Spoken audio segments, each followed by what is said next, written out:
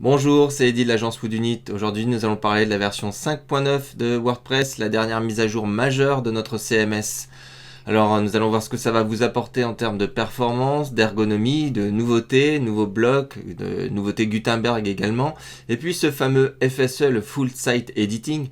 Est-ce que c'est compatible avec votre thème actuel? Est-ce que vous allez l'utiliser dans l'avenir? Qu'est-ce que ça apporte? On regarde tout ça en détail.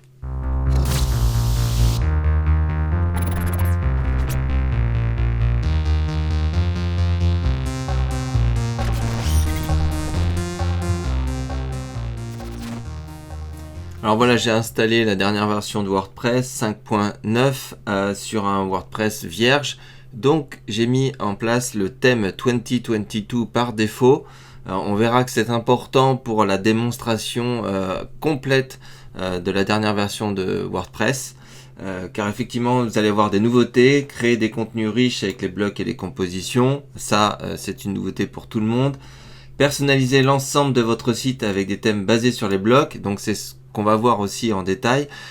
Il y a vos anciens thèmes, il y a les thèmes premium, les thèmes sur mesure, et il va y avoir les thèmes basés sur les blocs.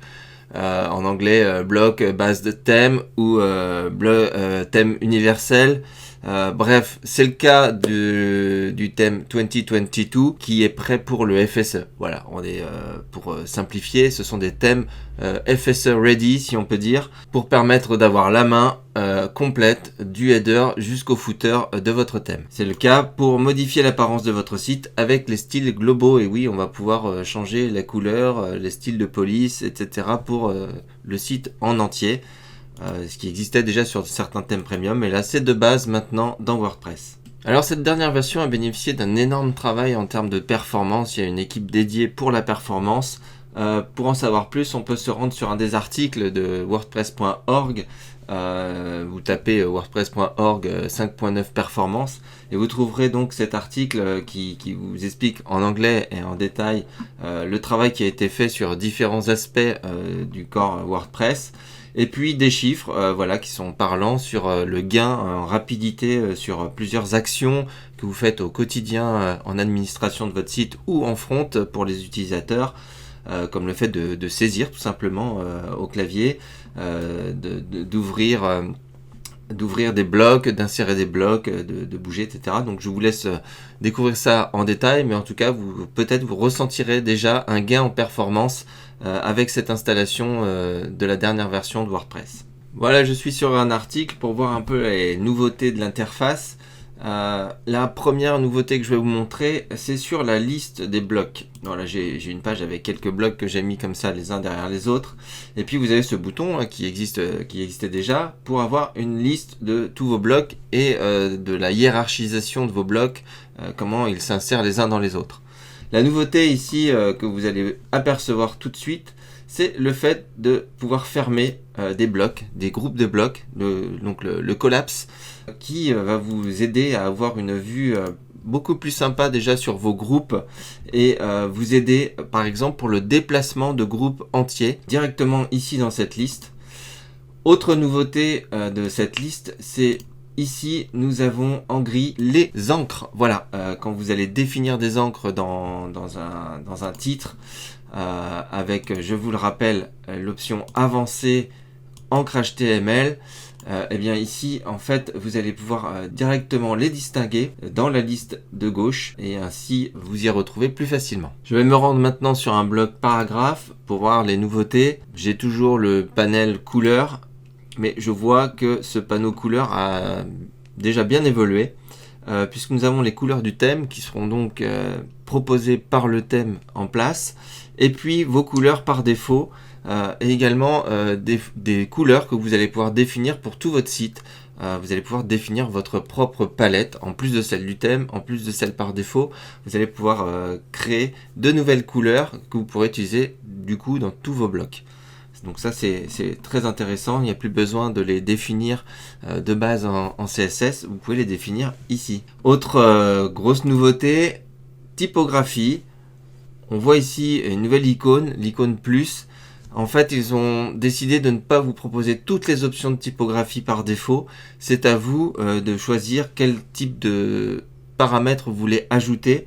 Donc En cliquant sur le plus, je peux ajouter des options d'apparence, de hauteur de ligne, de casse, d'espacement des lettres. Je peux évidemment tout ouvrir ou en ouvrir que certaines, celles qui m'intéressent. Je veux par exemple changer l'apparence de ce paragraphe. Maintenant j'ai apparence et je vais pouvoir avoir un choix assez large de mise en forme de mon texte.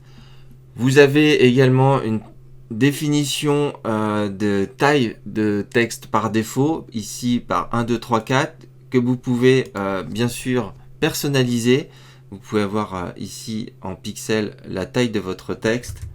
Voilà, je mets en 18, mais vous pouvez également avoir des présélections qui seront définies pour tout le site également. Nous verrons ça plus tard dans la vidéo.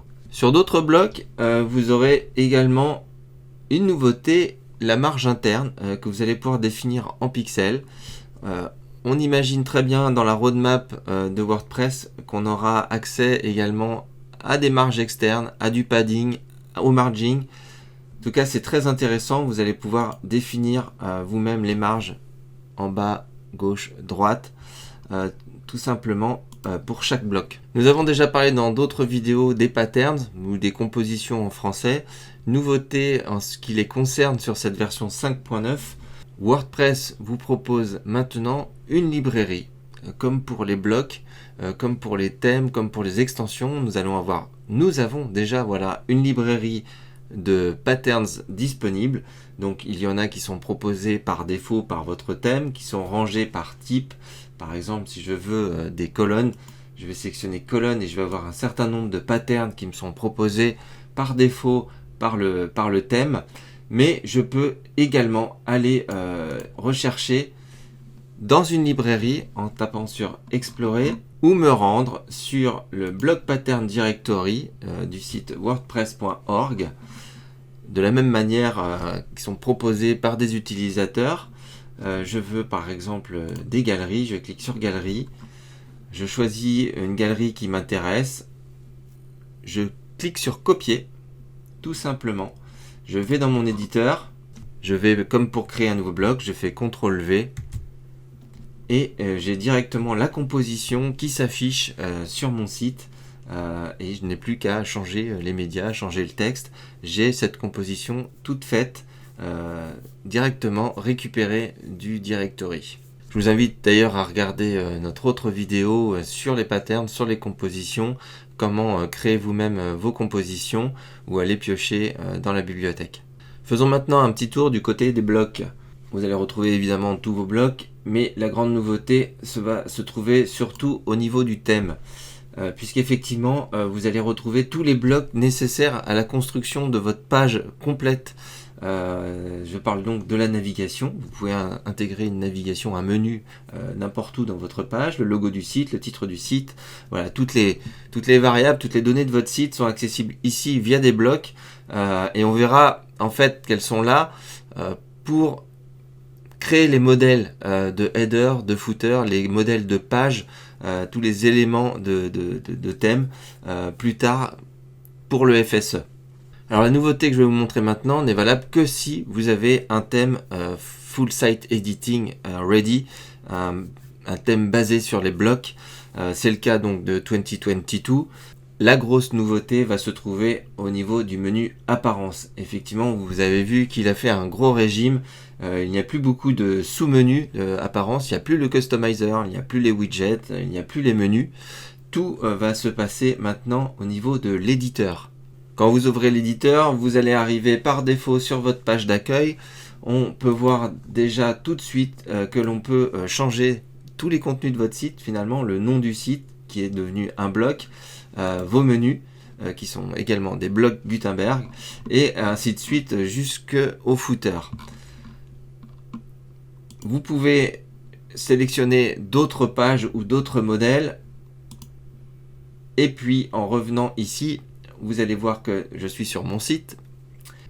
Sur ce menu, nous allons retrouver tous les modèles proposés par le thème. On voit qu'il y a déjà un modèle pour l'accueil, les pages blanches, les archives, la page 404, les pages par défaut, les singles, etc. Vous pouvez créer vos propres modèles. Évidemment, c'est tout l'intérêt aussi du FSE. Créer de nouveaux modèles pour d'autres styles de pages. Et puis vous avez les éléments de modèle qui vont composer les modèles. Donc le header, footer, par exemple dans 2022, avec deux types de header, un large et noir, et la même chose pour le footer. Quand on clique sur un élément de modèle, eh bien on peut directement éditer ce footer qui sera du coup changé partout sur votre site, là où il est utilisé.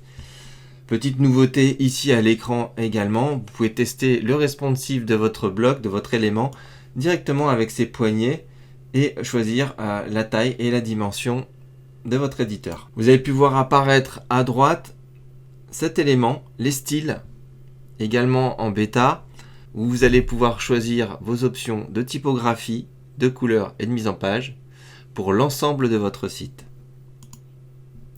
Vous allez pouvoir dans typographie choisir la typographie de vos textes, la typographie de vos liens.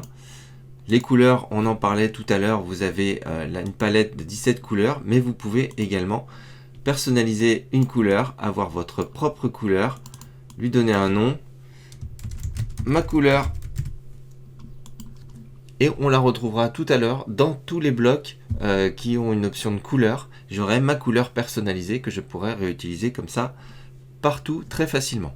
L'option de mise en page qui aujourd'hui se limite aux marges internes, mais comme je le disais avant dans la vidéo, on imagine très bien que très vite on aura des marges internes, des marges externes également, donc le padding et le margin, et peut-être encore d'autres options de style pour gérer tout l'ensemble de votre site. Je suis retourné dans un article pour vous montrer que par exemple sur un titre dans l'option couleur, j'ai maintenant ma couleur personnalisée qui est présente et qui sera présente dans tous les blocs proposant une option de couleur. Voilà, j'espère que cette courte vidéo vous a plu et vous permettra d'en savoir un petit peu plus sur cette dernière version 5.9 de WordPress. Je vous invite à vous abonner à la chaîne pour avoir les prochaines vidéos où on rentrera peut-être plus dans les détails et on vous montrera des exemples de l'utilisation des modèles et du FSE, comment créer ces modèles de page, changer ses headers partout dans le site. À très bientôt.